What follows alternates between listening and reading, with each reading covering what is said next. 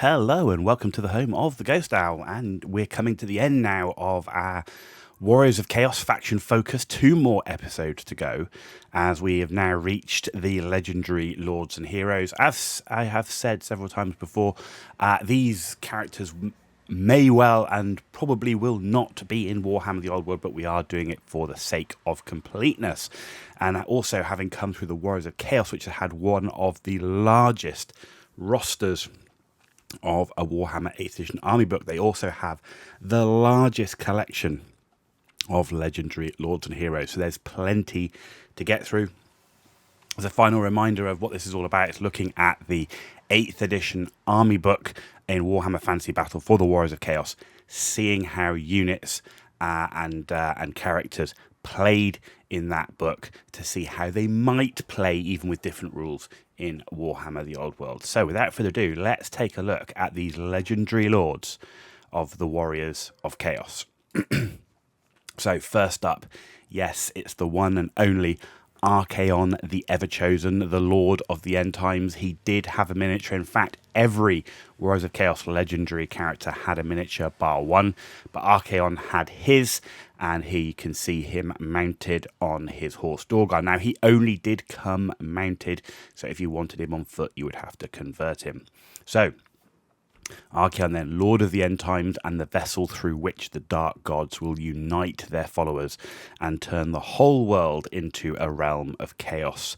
He is an individual whom all the Chaos Gods have bestowed their gifts upon, and of all the Ever-Chosen of Chaos who have assailed the world over the ages, Archaon is the most powerful and the most ruthless. At the heart of his army is his old warband, the Swords of Chaos, the most dread group of Chaos Knights to have blighted the world. He rides to war on Dorgar, a demonic beast known as the Steed of the Apocalypse. Wow, that's a lot of bigging up of this character, he as being so powerful, but how does he play on the tabletop? Well, no surprise here. He is like Warriors of Chaos, already have high stats. So does Archaon. He's got high stats across the board, including movement, because he's obviously mounted. He comes with 4 magic items on top of a shield. So he has a basic shield, which confers its normal +1 armor save, but he has the Slayer of Kings, which is a magic weapon. There's no armor saves, and at any point at the beginning of any combat phase, he may unleash the power of Azul, which is the demon inside the sword, in which he gains double his attacks to a maximum of 10. Now, he does have 5, so unless he loses attacks, he will always get 10. However, any rolls to hit of 1 strike himself or a friendly model in base contact. He may not re-roll hits of 1 by any means, and once unleashed, the demon will remain unleashed for the remainder of the game. So he'll keep the 10 attacks, but he'll be damaging himself. So something to keep in mind, But however, getting 10 attacks at the right moment, that could be devastating. If you're unlucky enough to roll 4 ones, you'll probably kill Archaon, but you never know. Right, he also does have the Armor of Morkar. That is magic armor. It's a 3+ armor save, and he could never be wounded better than 3+. So even if you're automatically wounding him, even if you've got something that's like poison 2+ or whatever, you can never wound him better than 3+. He also has the Crown of Domination. It's an enchanted item. It causes terror, and any friendly unit within 12 inches may re-roll failed break tests. And he has the Eye of Shirian, which is a talisman. It's 4+ ward save. Now, he does have all the marks of the Chaos Gods, which means he has a 3+ ward save. Okay, so he's got a 3+ armor save from his armor, plus a shield, plus mounted, and a 3+ ward save. This guy is a beatstick. So, he may be mounted on Dorgar. He does not have to. However, you will have to convert otherwise. He is also a wizard level 2, and he can use spells from either Law of Death, Fire, Metal, Shadow, or Tzeentch. He has Chosen of the Gods, so he has every single mark of Chaos. So that's Frenzy, that's the ward save from Tzeentch we've already talked about. It's the -1 to hit in close combat from Nurgle. Right, so think about that. 3+ ward save, -1 to hit. 2+ armor save. He's going to absolutely be tough to take down. He can also re-roll the Eye of the Gods result. So if he does get to roll on the Eye of the Gods table, he gets to re-roll it, but the second result must stand. Eye of the Gods he does get. Lord of the End Times, he must be your general, and his inspiring presence is 18 inches at a leadership of 10. Swords of Chaos, he may upgrade one unit of Undivided Chaos Knights to be the Swords of Chaos. That's 5 points per model, and they gain hatred and immune to psychology. Dorgar also comes with demonic attacks, which means all attacks are magical, causes fear, and has Strider. So, from that, you can see he is an incredibly powerful character. Clearly one of the most powerful characters in all of 8th edition. Excellent magic items, great durability with his ward save and armor save, can't be auto-wounded. Coupled that with a weapon skill of 9 and potentially 10 attacks, and when needed, he gets strength 5. On top of that, he gets Dorgar's damage, which is another 3 attacks at strength 5. He can dish out the damage. He's 650 points when on Dorgar. He's still worth considering. He's one of the super expensive lords whose items and rules match the points cost he's got, without a doubt. You could consider making him a little bit cheaper, putting him on foot, leading a unit of Chosen, or keep him on Dorgar, put him in a unit of Knights, supported by a single sorcerer hero. Given he's also a level 2 wizard. Should be noted, however, to have Archaon on foot would require the conversion.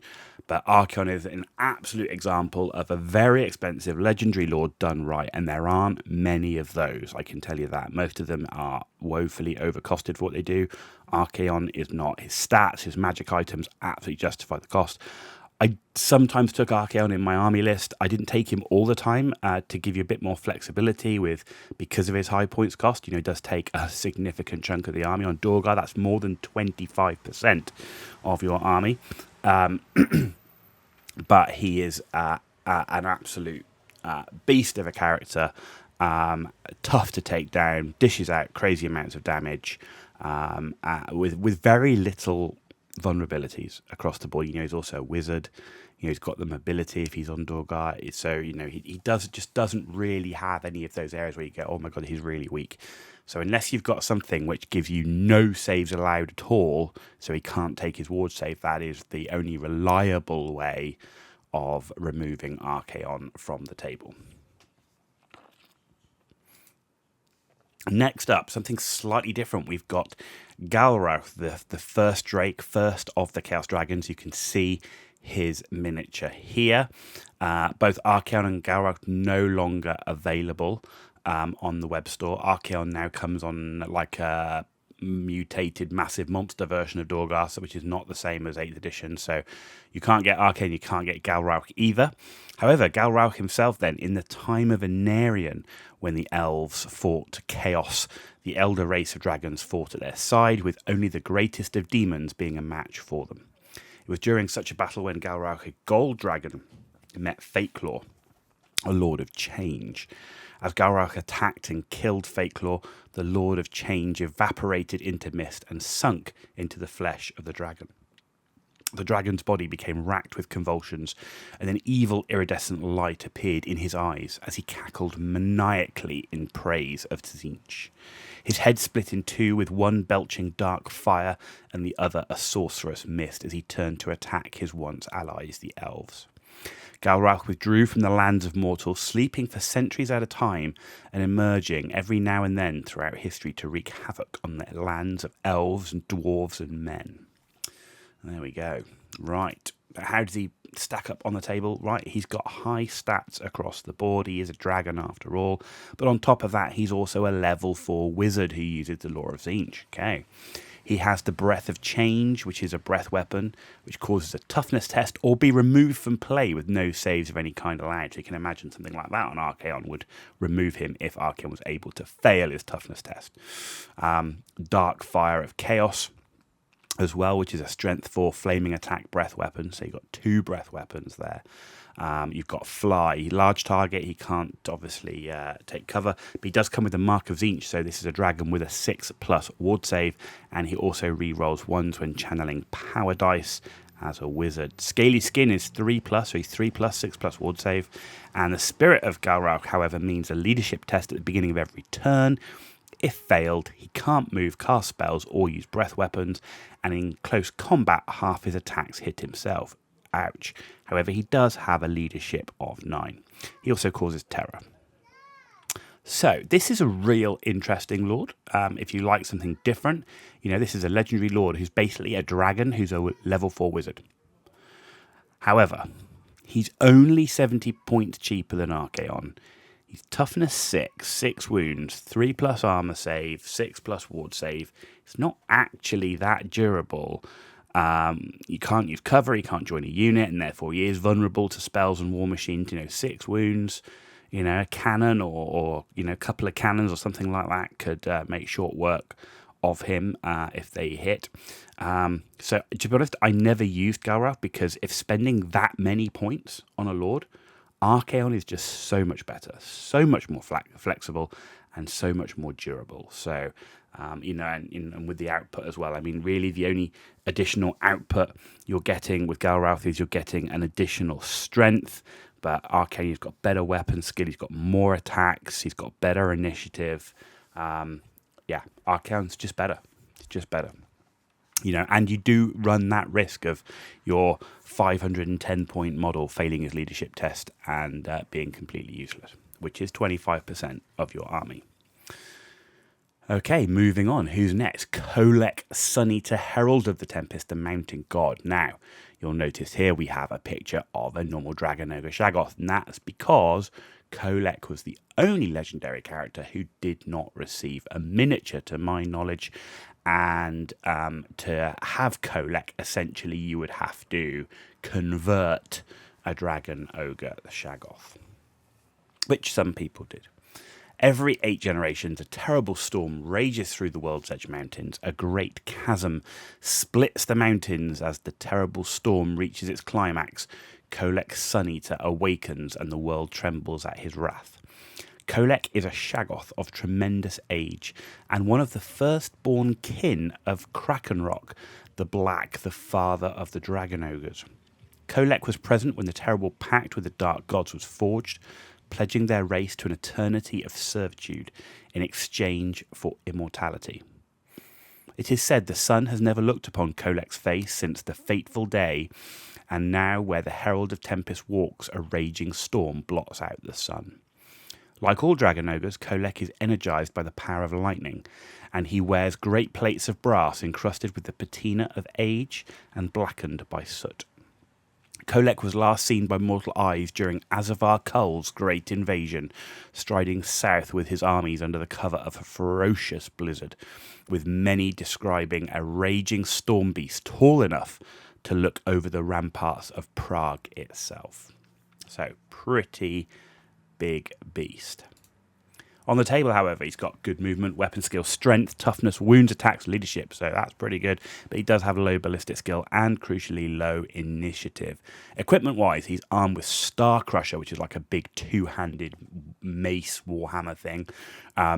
Magic weapon, it's multiple wounds D3. Immune to psychology, large target, scaly skin of 4+. Now, he has Storm Rage, which is the standard Dragon Ogre, but he also is Lord of the Storm, which basically is in the shooting phase, he chooses a single unengaged enemy unit within 24 inches in line of sight, and you roll a d6. On a 2+, that unit takes d6 strength 6 hits. However, on a 1, it hits Klech. However, he can use his 2+ ward save against that, and then also gain Frenzy from it. So, always worth doing that ability. So nice that he's got a shooting attack. Right, he's 35 points more than Galrauch. He's got similar issues of durability, so he's a large target. He can't join a unit. He does get 2 more wounds over Galrauch, but he's only got a 4+ armor save. He's got no ward save. So he's a very expensive unit that can easily be lost again to magic and war machines. He's out on his own. He's a big monster. He's up there.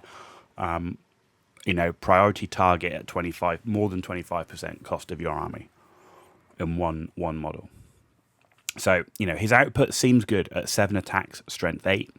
However, he's got initiative of 1, right? Which means he will almost always be striking last in combat.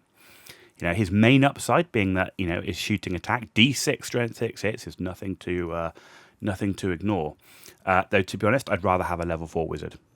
So overall, like Galrag for the points cost, I'd rather take Archaon. And also to keep in mind, there's no miniature, so you do have to then get a Shaggoth and convert it on top of that. So, yeah, Klech Suneater just doesn't. I just think it's a lot of points to risk in something that's not that durable.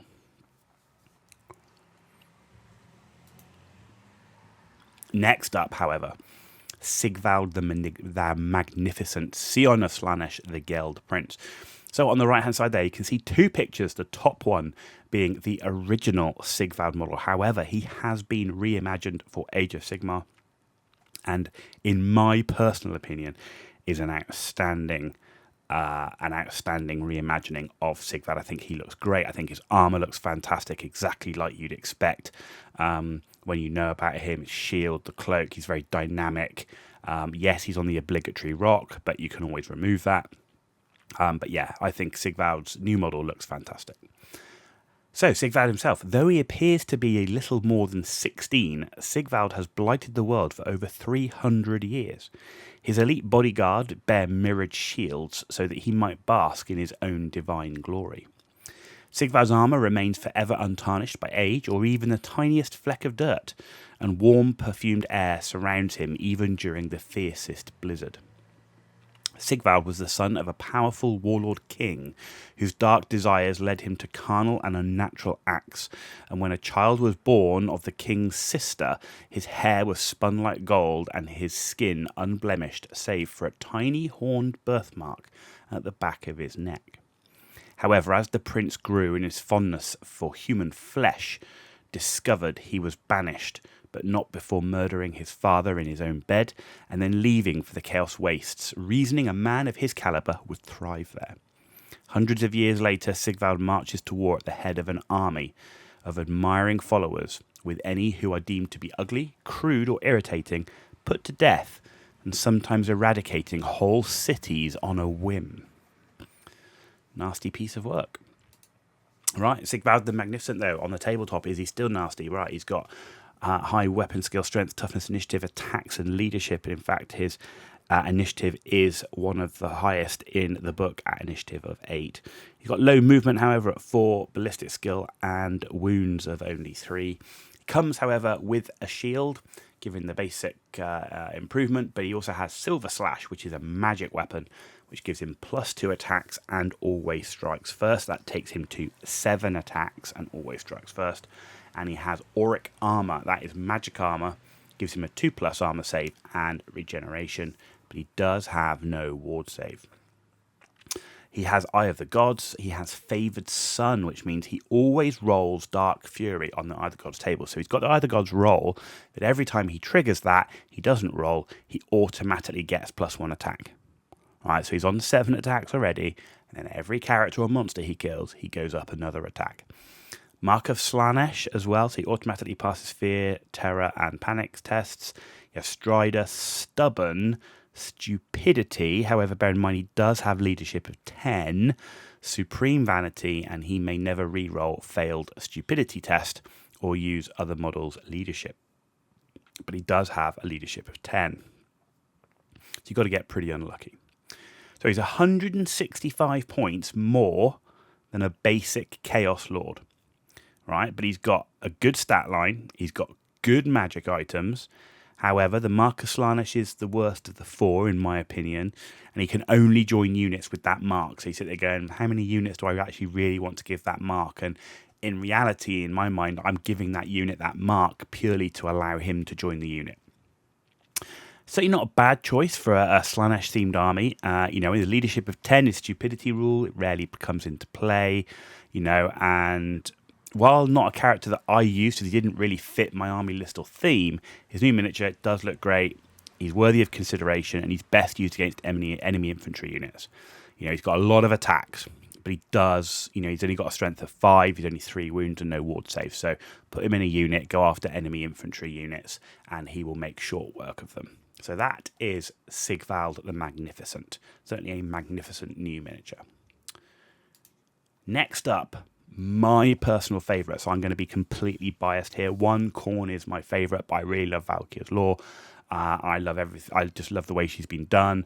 I love playing her in Total Warhammer on the video game, and I really love her miniature here. And I've thoroughly enjoyed painting it. And I pray that we're going to get an equally good reimagining of Valkia one of these days. But you can see her there on the right hand side. However, in Finecast, her model did struggle because of the posing, the bending of the spear. As well as the bubbles that you've got, air bubbles, were quite damaging to her armour. So something to bear in mind if you're looking to pick up this miniature is if you have it in Finecast. Anyway, Valkia the Bloody, bringer of glory, the Gore Queen. There is a legend of a cruel but beautiful warrior woman who is the consort of Khorne. Her violent deeds watched over by her patron, and those who earn her blessing will fight in the halls of the Blood God for all eternity. Once the fell queen of a great northern tribe, Valkia rose to infamy by decapitating anyone foolish enough to question her reign. Losifax, a perverse demon prince of Slaanesh, suggested that Valkia would be better suited to a life of a slave girl. So she took up the spear, Sleipnir, flying into a berserk rage, and after duelling for days, she was ultimately triumphant. From that day forwards, Valkia enjoyed great favour from Khorne, and she journeyed across the realm of chaos to place Losifax's head at the throne of Khorne. However, before the year was out, her corpse joined the thousands of others littering the hell-stained realm. Khorne raged at her passing, his fury so great it awoke her from death, and he then reforged the queen into a form more pleasing to him, and she returned to the mortal world a vision of destructive power, once again taking up the spear Sleipnir and the demon prince Losifax's head as her shield. Very cool. I really do like Valkia the Bloody. I do like the fact as well she's like this crazy, sort of warrior queen, and then she just dies in some random skirmish, and then Khorne resurrects. Great. Very biased here. Next up, though, on the tabletop, is she as good? That she's got good movement because she can fly. She's got high weapon skill, a weapon skill of 9. That's the same as Archaon. She's got good strength, toughness, initiative, 8, the same as Sigval, which is actually more than Archaon. She comes with 6 attacks and a leadership of 9, so pretty good. Lacking only in ballistic skill and wounds because she only has the 3 wounds. Equipment-wise, she's got the Spear Sleipnir. It's a magic weapon. It's armor-piercing, +2 strength, and killing blow on the charge. That's very nice. Demon Shield is magic armor that basically all enemy models in base contact reduce their attacks by 1 to a minimum of 1. And she also has the Scarlet Armor. That's magic armor. It's a 3+ save, and enemy models in base contact reduce their strength by 1 to a minimum of 1. That's quite key because she is toughness 5. So, if she's coming up against strength 5 enemies, of which, that's elite infantry, she is reducing that strength, which is nice. She obviously has the Eye of the Gods table, but like Sigval, she does not roll on it when triggered. She automatically gets Slaughterous Strength, so her strength is going up each time. So on the charge, she's strength 7, and for every character or monster she kills, she's going up an additional strength on top of that. Causes fear, she can fly, and she has the Gaze of Khorne, so all friendly units in 12 inches re-roll failed break tests. However, any unit within 12 inches that flees immediately takes d6 strength 6 hits, and she has Mark of Khorne, which gives her Frenzy for those additional attacks. And to be honest, the Gaze of Khorne, not that bad, because, to be honest, in Warriors of Chaos, they generally have quite high leadership, so bearing in mind she's giving a reroll. If they failed on the reroll as well, they're probably quite a shattered unit anyway. So if they're taking those extra hits, it's probably not going to save them in a lot of cases. So Valkia, yeah, she's one of my favourite Warriors of Chaos characters. I love the lore, love the miniature, and pray that she'll get Sigval treatment. That said, she is great in melee combat and has the flexibility to either join a Khorne unit or be out on her own, as she can also fly. So she's not a monster. She can take the benefits of cover. She can be hid easier. So, there's a lot of flexibility with Valkia in that she doesn't have to be in the unit, but she can do so. Mark of Khorne is also a very useful mark, giving frenzy with those extra attacks. So there's going to be normally a unit, certainly in my list, I'm normally going to have a unit of 2 with that mark in my roster. Maybe a unit of Marauders with flails, if you've seen my earlier video, or even a unit of Chaos Warriors with 2 hand weapons, that sort of thing. She is nearly double the cost of a normal Lord, and she doesn't have a ward save. So toughness 5/3 wounds, not the most durable. The magic items do help out when she's in the combat. So if you can get her into combat, she'll be a little bit more durable. So if you are flying or on her own, that is playing into that vulnerability a little bit. Where you put her in a unit, she's going to be much more protected. And then when you get her in combat, that reducing of the attacks, reducing of the strength, there's not too much hitting her back. Overall, Archaon is still better, right? If you're going to go big on points on a Lord, there's no doubt that Archaon is still better, despite him being 175 points more. Right, he's just that good. But I used Valkia regularly because of the rule of cool. I love the model, get on the table, and she's not bad. You get her in combat, she's going to definitely do work. So a bit like Sigval in that regard. Okay, next up, we keep going. There is one more legendary Lord. You can see there are lots for the Warriors of Chaos. So the last one here is Village, the Curseling, Master of Misrule, and the Twisted Twin. So for those that have played Total Warhammer, you now know why his faction's called the Puppets of Misrule. So you can see on the right-hand side there, his original model at the top, his new model in Age of Sigmar at the bottom there. Actually keeping very much... it's very similar to that original model, so you can see actually I think that's been quite nicely done. It's kept the flavour of that original while giving it a bit of a glow up for plastic. So once there were born a pair of twins, one healthy and strong, the other wretched, weak and tiny. The strong Tomin excelled in the hunt and soon rose to lead the tribe's youngest warriors, while Village was despised for his ugliness and frailty, forced to perform his dead mother's chores, and often beaten by Tomin for the slightest infraction. Village, now barely scraped by as an apprentice to the tribe's shaman, prayed every night to Tzeentch to reverse their fates and make him the strong one, and he eventually agreed to Village's selfish request. On Geheimnisnacht, Village awoke to find his body melded together with Tomin. His brother's intellect added to his own, there was nothing left of Tomin's mind save for a drooling automaton, and as they burst from the tent, Village glowed with baleful energies, his magical abilities increasing 100-fold. Village's story did not end there, for he hunted down all of his tribe's warrior elite and used his dire powers to enslave their minds, making them little more than walking puppets that lived and died according to his whims. How is he on the tabletop? So, he's got good weapon skill, strength, initiative, and leadership, but low ballistic skill, low toughness, wounds, and attacks. No surprise there, because he's now falling more into that Chaos Sorcerer Lord stat line.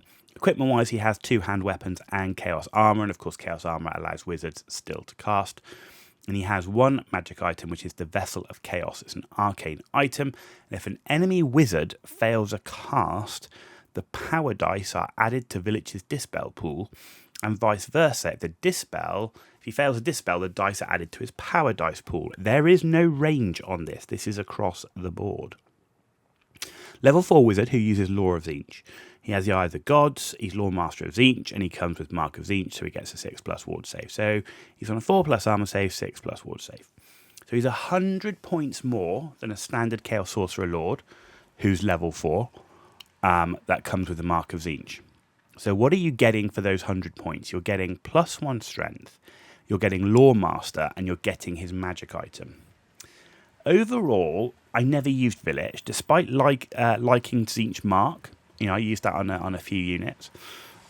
I actually feel he's still slightly overcosted. I don't feel like the +1 strength, the Lore Master, and the magic item is worth the 100 points. When you lose all the flexibility and choice of build and lore of magic and choice of magic items for a cheaper Sorcerer of Lord, like, you know, you can't take additional magic items on Village, whereas if I had a Chaos Sorcerer Lord, I could put a Dispel Scroll in there, I could choose Lore of Fire if I wanted.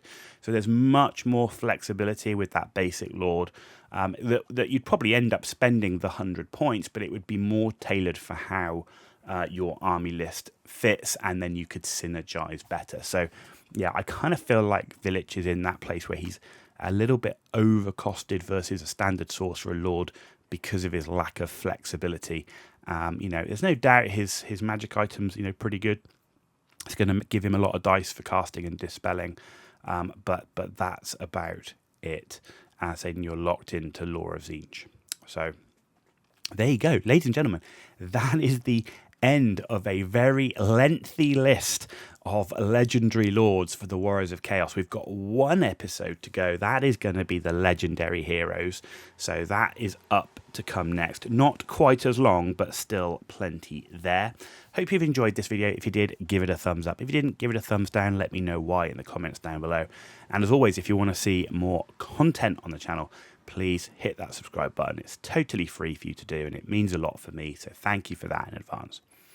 You've been watching The Ghost Style. Tune back in for the last episode in our Warriors of Chaos faction focus, the legendary heroes.